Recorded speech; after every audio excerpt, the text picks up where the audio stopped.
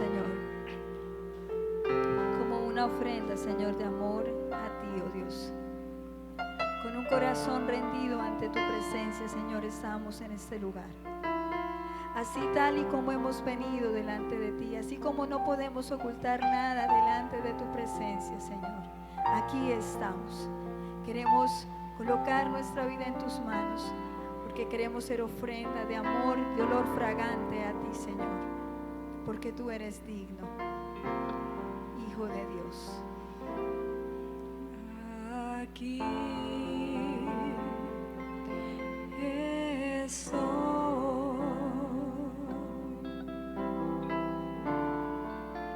te ofrezco todo lo que soy.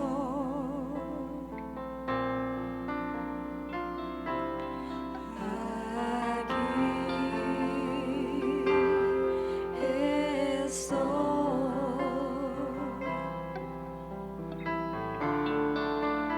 Un sacrificio quiero ser. Toma mi ser,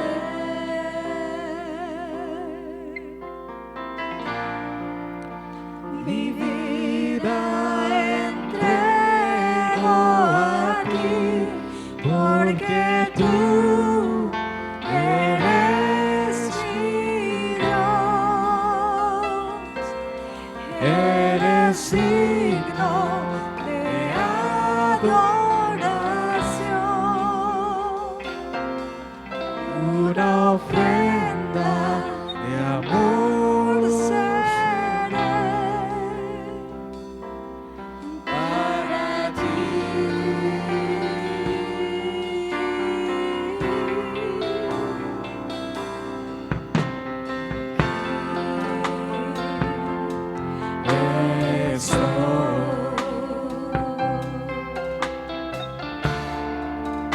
Te ofrezco todo lo que soy. Aquí estoy.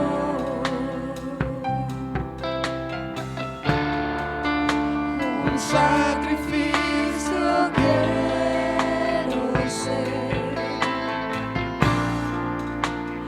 Toma mi ser,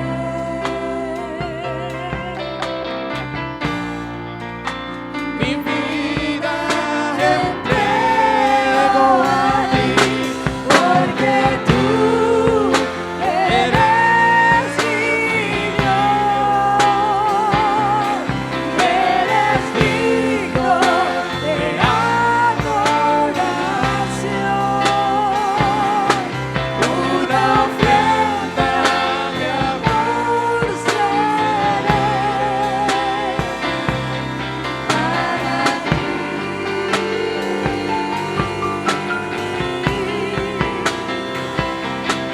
Porque tú eres mi Dios, eres digno de adoración, una ofrenda de amor seré para ti.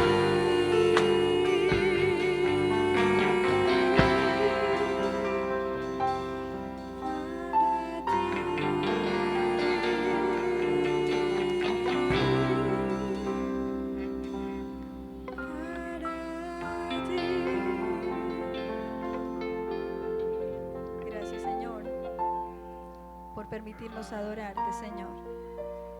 Gracias, Señor, por que eres tú a través de tu Espíritu Santo que nos mueve a presentar delante de ti una adoración que te honre, Señor. Gracias por este tiempo, Señor Jesús. Prepara nuestro corazón, Dios, Espíritu Santo, para recibir tu hermosa palabra. Palabra que edifique nuestra vida. Palabra que restaure, Señor, y que inquiete nuestros corazones para ser perfeccionados, Señor, de acuerdo a lo que tú hagas en nuestras vidas. Te honramos y te bendecimos en el nombre de Jesús. Amén y amén. El Señor les bendiga, hermanos.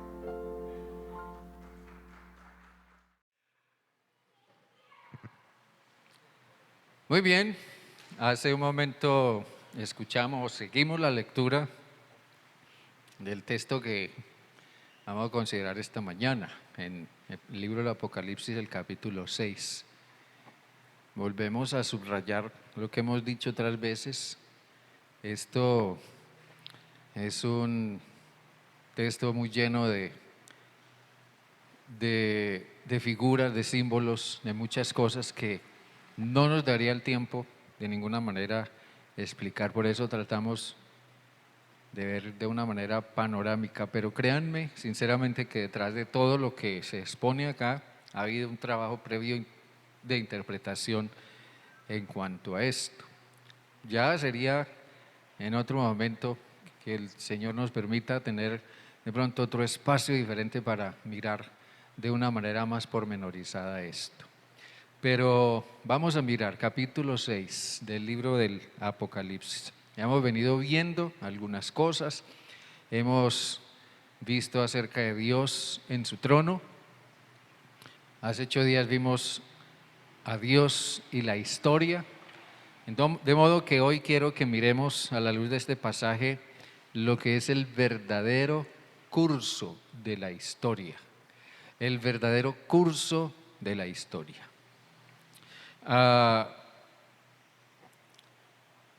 Pensemos en una pregunta. Pensemos sincera y francamente. Todos nosotros de una manera u otra somos parte de la historia. No podemos salirnos de nuestra historia. Lo que pase hoy, mañana o pasado será resultado de nuestras decisiones o nos afectará de una manera u otra. Pero pensemos francamente, si alguien nos preguntara, ¿usted hoy cómo ve el mundo? Sinceramente, ¿cómo ve el mundo usted hoy? ¿Cómo lo ve? ¿Cómo ve el mundo? ¿Cómo vemos el mundo? Yo creo que si tuviéramos que responder a esa pregunta sincera y francamente, nosotros no podríamos menos que decir realmente vemos las cosas muy complicadas. ¿Sí o no? Vemos las cosas muy inciertas. Vemos las cosas incluso en cierta forma hasta amenazantes. No vemos que el mundo ande bien. Y por ende tampoco vemos que la historia esté transcurriendo bien. Y nos preguntamos, ¿a dónde va a parar todo esto al fin de cuentas? En el tiempo del profeta Jeremías, Dios le ordenó a Jeremías el profeta, o le fue encargada lo que yo llamaría la difícil y controvertida tarea de predicar acerca del trágico fin de Jerusalén, de Judá y de las naciones de su tiempo. Cuando la gente esperaba que todo iba bien o que todo iba a estar mejor, Jeremías predicaba y predecía que el curso de la historia sería otro muy diferente. Y eso está en los capítulos 26 al 27 de Jeremías. Y por esa razón Jeremías se ganó la animadversión del gobierno y del pueblo, al punto de que casi lo linchan en una ocasión, porque él predecía eso. El capítulo 6 de Apocalipsis describe a un mundo, yo lo llamaría un mundo arrastrado por la corriente de las consecuencias de sus propias decisiones, de su pecado y de su maldad. Eso describe Apocalipsis 6. Usted piensa en la historia continúa avanzando. por tiempos bien, las cosas normales, aparentemente se puede vivir, se puede proyectar la vida. Otros tiempos son tiempos llenos de convulsiones, de levantamientos, de cosas complicadas. La historia continúa avanzando y cada día trae nuevas situaciones, nuevas incertidumbres, cambios sociales, desajuste moral y cualquier otra cantidad de cosas. Si somos francos en observar lo que nos está trayendo la historia cada día a nuestro mundo, nosotros no podremos menos que reconocer que no es bueno lo que vemos. Y eso a la par, por decir algo a manera de ejemplo, cada día el cambio climático es más marcado. Miremos lo que dice Apocalipsis 6, considerémoslo. Lo acabamos de escuchar, lo acabamos de leer. Vemos lo que dice y preguntémonos, ¿hemos de ver el curso de la historia con optimismo o hemos de ser realistas? Para muchos el curso de la historia, según ellos lo ven, será muy halagüeño. Se espera que las cosas van a estar mejor mañana o pasado, que va a haber paz, que se va a acabar la guerra, que va a haber igualdad, que va a haber espacio para todo el mundo, que se van a respetar los derechos de todos. Sí, eso lo escuchamos siempre. Muchos ven la historia como algo muy halagüeño. Pero déjenme decirles, hermanos queridos, que desde la perspectiva de Dios, y esta quizás es la parte más difícil, desde la perspectiva de Dios, la historia para el mundo no tendrá el mejor fin.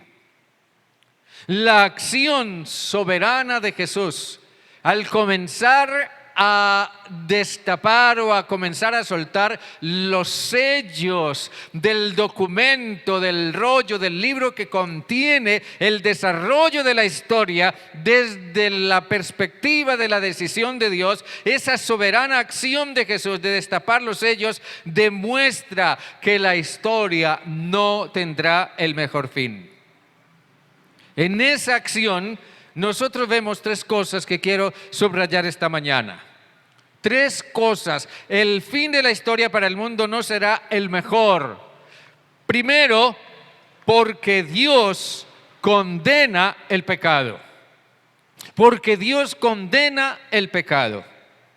Bueno, el versículo 1 dice que el Cordero abrió uno de los sellos y oí uno de los cuatro seres vivientes decir con una voz como de trueno: ven. Miré y vi un caballo blanco, el que lo montaba tenía un arco y le fue dada una corona y salió venciendo y para vencer. Un caballo blanco. Después se abrió el segundo sello y apareció un caballo de color rojizo, al que lo montaba le fue dado poder para quitar la paz de la tierra. Luego se abrió el otro sello y vino otro caballo, un caballo negro, el que lo montaba tenía una balanza en la mano. Y luego se abrió otro sello y vino otro caballo, un caballo amarillo, el que lo montaba tenía por nombre Muerte y el Hades lo seguía.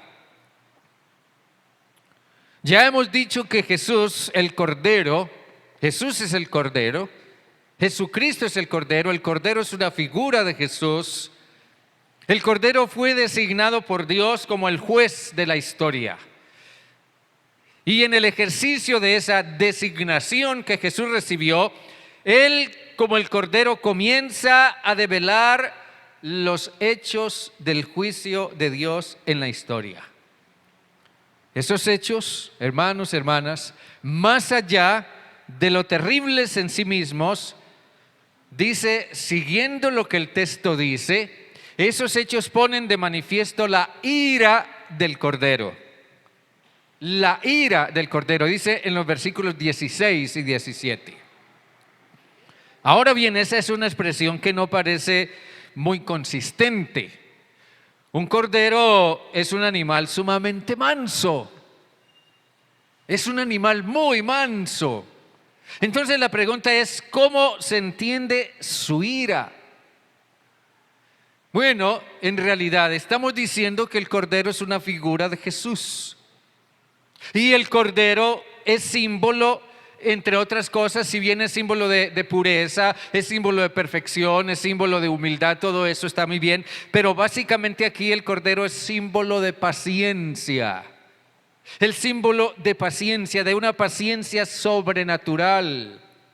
Si algo ha manifestado Dios en su trato con la humanidad, si algo ha manifestado Dios con nosotros, si algo ha manifestado Dios con usted y conmigo, es paciencia.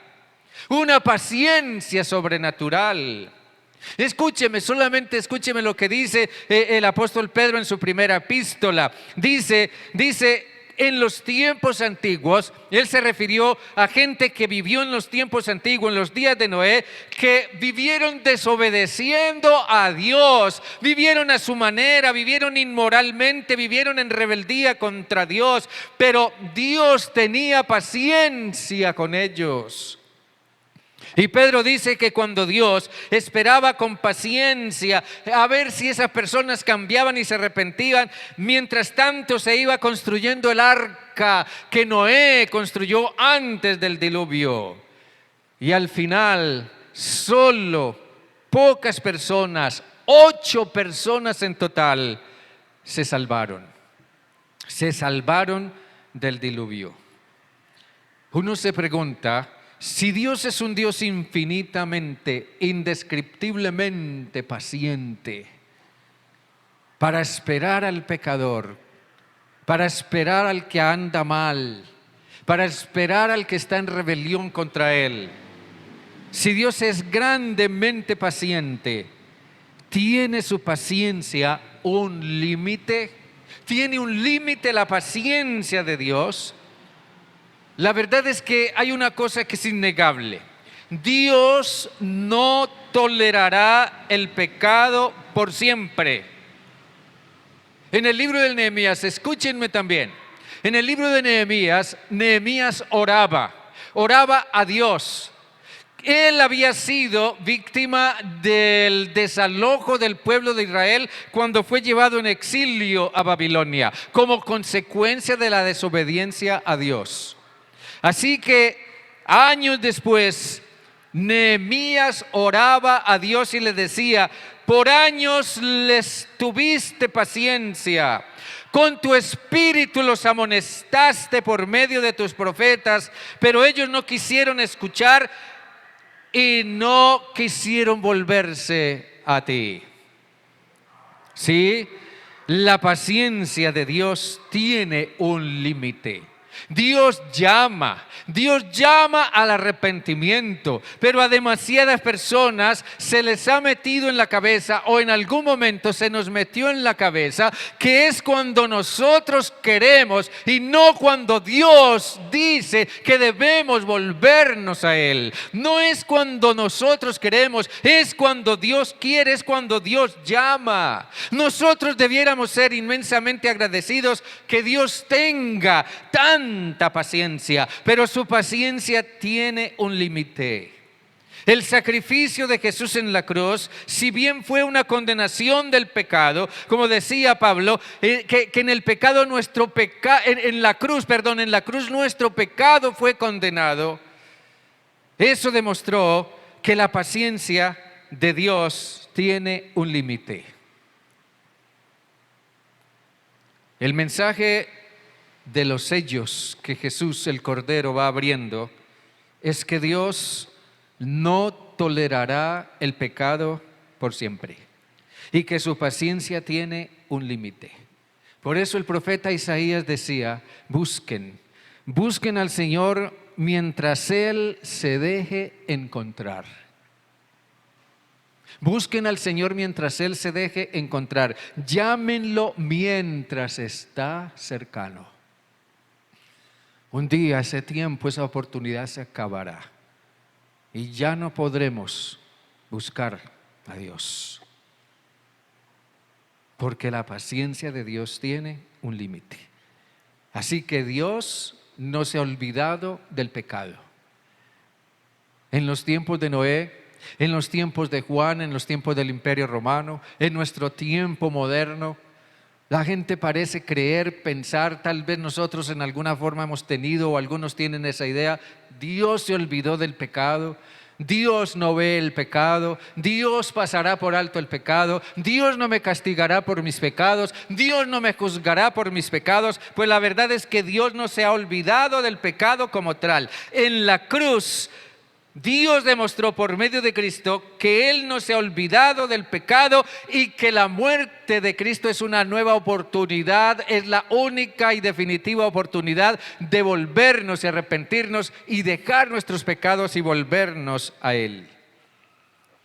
En la cruz Dios demostró que Él no se ha olvidado del pecado y los juicios de Dios que se van suscitando a medida que el Cordero va abriendo los sellos nos vuelven a recordar que Dios no se ha olvidado del pecado.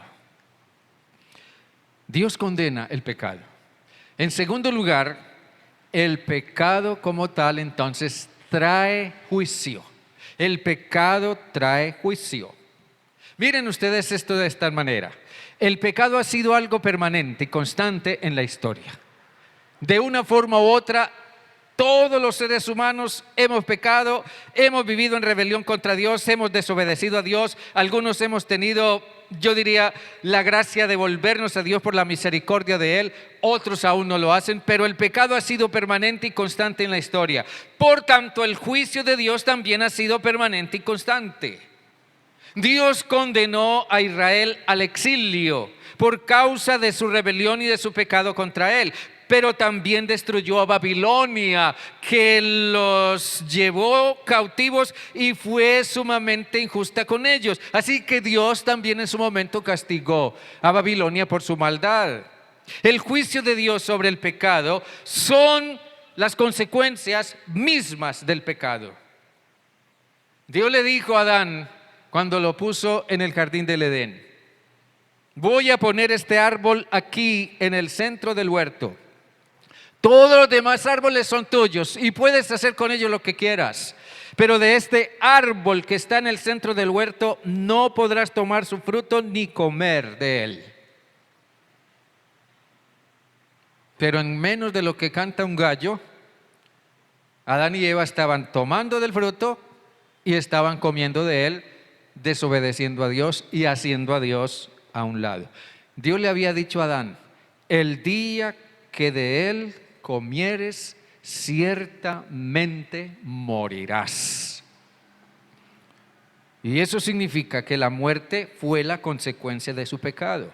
La muerte espiritual y posteriormente también la misma muerte física. Así que, como hemos dicho antes, desde la perspectiva de Dios, la historia se precipita hacia el fin, o sea, hacia sus naturales consecuencias, porque el pecado trae consecuencias y las consecuencias que el pecado trae por sí mismo son el juicio mismo de Dios sobre el pecado. Desde el pecado de Adán, la historia tomó un rumbo hacia un fin inevitable. Lo que describen los sellos una vez abiertos es que Dios no ha cambiado su opinión. Dios no ha cambiado de opinión con respecto al pecado. Si bien Dios no ha olvidado el pecado, Él tampoco ha cambiado su opinión con respecto al pecado. Él no ha cambiado su opinión con respecto a lo que está mal, a lo que va en contra de sus principios y de su autoridad.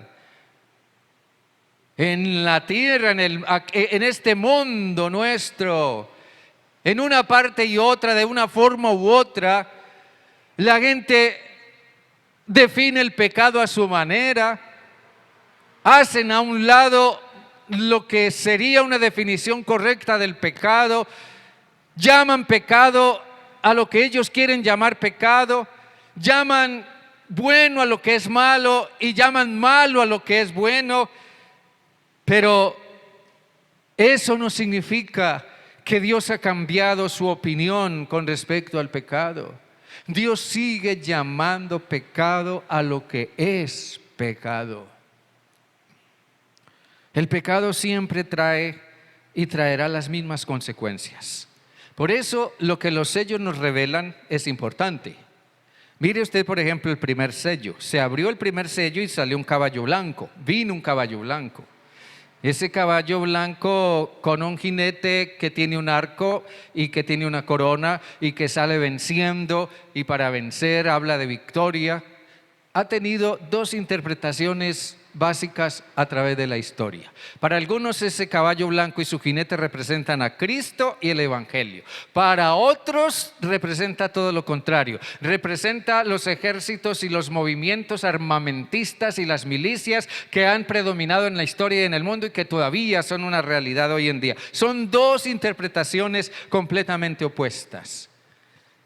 De todas maneras, nosotros podemos decir, teniendo en cuenta esos dos puntos de vista, podemos decir que el armamentismo, el militarismo, los movimientos bélicos son una realidad hoy. Siempre los ha habido en el mundo y los hay y los habrá. Pero una cosa es absolutamente cierta en medio de todo eso. Con todo y los movimientos bélicos armamentistas opuestos a Dios que hay y habrá en el mundo, Dios, por medio de Jesucristo y por medio de la iglesia, sigue adelante y sigue extendiéndose el reino de Dios. En medio de todo eso, Jesucristo es vencedor. Es vencedor y siempre está venciendo a pesar de que haya movimientos que se oponen a su avance en la historia y en el mundo. El segundo sello, que es un caballo rojo, representa la guerra en todas sus formas. El tercer sello, que es un caballo negro, representa la escasez y el hambre. El cuarto sello, que es un caballo amarillo, representa la enfermedad, la peste y la muerte. Y el quinto sello, que nos habla de las almas, que dice están delante del trono y están a los pies del trono clamando por justicia, representa simple y sencillamente que siempre continuará siendo permanente la persecución contra la iglesia, y aún muchos hombres y mujeres fieles a Cristo tendrán que ofrendar sus vidas como mártires por su fe y por su fidelidad a Dios. El sexto sello representa o habla mejor de una alteración cósmica. El sol se pone negro, la luna se pone roja, las estrellas caen del cielo. Pero déjenme decirles, también habla de un gran terremoto. Pero déjenme decirles, más allá de lo que nosotros imaginemos con respecto a lo que representa esa figura tan catastrófica, en realidad simplemente se refiere o es símbolo de una desestabilización mundial inimaginable. Cuando Juan utilizó esa figura, al abrirse el sexto sello, Juan estaba pensando en la ciudad de Roma y el imperio romano. Cuando el imperio romano cayó a mediados del siglo V, después del emperador Constantino, fue considerado como si el sol se hubiera apagado. La gente lo vio como si la luna se hubiera puesto roja como la sangre. La gente vio como si las estrellas hubieran caído del cielo. La gente vio eso como un terremoto universal inimaginable, porque nadie esperaba, nadie se imaginaba que la gran metrópoli, la dominante del mundo, la ama del mundo, pudiera caer. Pero un día Roma y el imperio romano cayeron. Y el séptimo sello dice que cuando se abrió el séptimo sello, se hizo silencio en el cielo como por media hora. Ahora considere usted los anteriores 6 sellos y lo que en términos generales representan. Y mire lo que significa ese silencio. Como por media hora, dice, en el cielo, una vez se abrió el séptimo sello. ese silencio simboliza un suspenso de todas las huestes celestiales y de parte del trono de Dios mismo en vista de los juicios de Dios que están por venir sobre el mundo. Podemos decir esto de esta manera: carambas, después de que sale a escena un caballo blanco, después de que sale a escena un caballo rojo, después de que sale a escena un caballo negro y un caballo amarillo y lo que representan, y después de que se anuncia incluso que la gran Roma caerá y todavía no se arrepienten ni quieren volverse a Dios, eso es algo inaudito. Con todo y ver el transcurrir de la historia y lo que está diciéndose que va a venir y no se arrepienten, eso realmente, más que sorprendente, es inaudito. ¿Cómo no se arrepienten? Ya llevamos 1 año y medio quizás de pandemia, aparentemente está pasando, no sabemos mañana o pasado qué pasará, qué vendrá, pero la conclusión que uno saca de todo esto después de 1 año y medio de pandemia, de tanta gente contagiarse, de tanta gente morir, tantas personas internadas en una UCI, tanto sufrimiento, tanto dolor, y qué tanto arrepentimiento se ha visto en el mundo. Con todo y eso, no se arrepienten. Por eso en el cielo se guarda un profundo y reverente silencio, porque lo que vendrá será aún peor. Entonces, aquí surge una pregunta. ¿Esto es lo que nos va a venir? Lo que dice este capítulo 6 de Apocalipsis, ¿es lo que nos va a venir? Déjenme decirles no y sí. No es lo que nos va a venir, es lo que ha estado presente siempre y es lo que seguirá viniendo y seguirá viniendo y cada vez será más complicado, cada vez será peor, seguirá viniendo, llevando a la humanidad hacia su consecuencia natural. Por eso la historia no terminará bien para el mundo, porque el pecado trae juicio. Lo que esto básicamente significa es que en medio de la hecatombe del mundo, la obra de Cristo sigue adelante, la iglesia sigue adelante, la iglesia sigue marchando, el reino de Dios sigue marchando. Jesús dijo: yo edificaré mi iglesia y las puertas del infierno no prevalecerán contra ella. Que los ateos del mundo se reunieron para planear cómo van a acabar con el cristianismo, y entonces un poco de gente se asusta: van a acabar con el cristianismo, ¿qué vamos a hacer? Y yo simplemente digo: pero caramba, ¿acaso Dios no está sentado en su trono? ¿Estará Dios allá asustado también? Ay, los ateos van a acabar conmigo. ¿Estará Dios pensando qué va a hacer? Jesús dijo: las puertas del infierno no prevalecerán contra la iglesia. Hermanos queridos, el reino de Dios continúa adelante, pase lo que pase, y levántese contra Dios quien se levante. El reino de Dios continuará adelante en abierta confrontación a los poderes del mundo. Pero nosotros sí tenemos que ser realistas.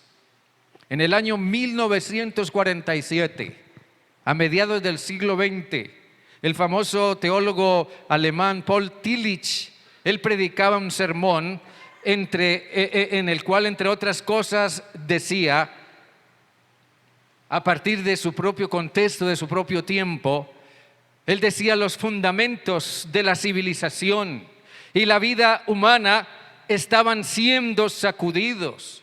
Dice: ni uno solo de los cimientos de la vida en nuestra civilización ha quedado incólume o ha quedado sin ser tocado. Lo que él trataba de decir es que la realidad es la de un abierto desafío, y continuaba él en su sermón diciendo: un abierto desafío a aquel que puso los fundamentos y que es el fundamento en que se basan todos los fundamentos. Por eso terminaba él su sermón diciendo que descubramos en el desmoronamiento de nuestro mundo a Jesucristo, la roca de la eternidad y de la salvación que no tiene fin. Y déjenme terminar diciendo: si bien Dios condena el pecado y el pecado trae juicio, y a pesar de que la historia de la humanidad o para el mundo, la historia para el mundo no terminará bien, con todo y eso, Dios ofrece una salida. Dios ofrece una salida. En los versículos 16 y 17 hay algo muy interesante. Dice, o mejor el versículo 15 dice al 17, dice: los reyes de la tierra, los grandes, los ricos, los capitanes, los poderosos, todo esclavo y todo libre, se escondieron en las cuevas y entre las peñas de los montes. Y decían a los montes y a las peñas: caed sobre nosotros y escondednos del rostro de aquel que está sentado sobre el trono y de la ira del Cordero, porque el gran día de su ira ha llegado. Y miren esta pregunta: ¿y quién podrá sostenerse en pie? ¿Y quién podrá sostenerse en pie? Estos versículos describen a una humanidad que sufre bajo el rigor del juicio de Dios, y de alguna manera intuye que ese juicio o lo que está pasando proviene de Dios, y su miedo es evidencia de su culpa. Cuando Adán y Eva desobedecieron a Dios y comieron del fruto que Él les había prohibido comer, ellos se dieron cuenta de inmediato de que habían cometido un grande, muy grande error, y se sintieron culpables y sintieron miedo y se escondieron entre los árboles del huerto. Y esa ha sido siempre la reacción de todo ser humano cuando siente culpa, cuando siente que ha hecho algo malo, cuando siente que ha cometido un error. Simplemente trata de ocultarse o de ocultar lo que hizo. Analicemos un poquito estos versículos de Apocalipsis y preguntémonos: ¿quiénes son más específicamente las personas descritas en estos versículos? ¿Quiénes son esas personas? Sí, podríamos decir muchas cosas. Ahí se habla de los reyes de la tierra, los que gobiernan la tierra, los líderes de la tierra. Ahí se habla de los grandes, de los ricos, de los capitanes, de los poderosos. Pero también se habla de nosotros. Se habla de los esclavos y de los libres. Se habla de los que son gran cosa y también se habla de los que son poca cosa. Se habla de los que son sumamente ilustres e importantes, pero también se habla de quienes somos personas comunes y corrientes, sencillos y sin mayores privilegios. Pero ¿quiénes son específicamente esas personas? Yo creo, hermanos y hermanas, que esas personas son todos aquellos que nunca creyeron. Esas personas son todos aquellos que nunca tuvieron temor de Dios. Esas personas son todos aquellos que siempre estuvieron en abierta rebelión contra Dios. Esas personas son todos aquellos que negaron a Dios, que persiguieron la iglesia, que pervirtieron los valores y los principios de Dios. Esas personas son todos aquellos que fueron abusivos de los demás, que violaron todo derecho humano imaginable, que no respetaron las libertades humanas, que explotaron a los demás, que los maltrataron y los masacraron. Sí, todos aquellos, pero la manera como se describen aquí simplemente se los presenta como sus planes fracasando rotundamente. Sus planes han fracasado y fracasarán rotundamente. Aquí están en una situación de fracaso. Los que pensaban que tenían el control, que tenían el poder, los que pensaban que tenían el dominio, ya fuera religioso, político, social o económico, los que pensaban que estaban en la cumbre, simple y sencillamente se los muestra completamente fracasados. Los cristianos fueron perseguidos, fueron martirizados, fueron asesinados por emperadores como Nerón y Domiciano.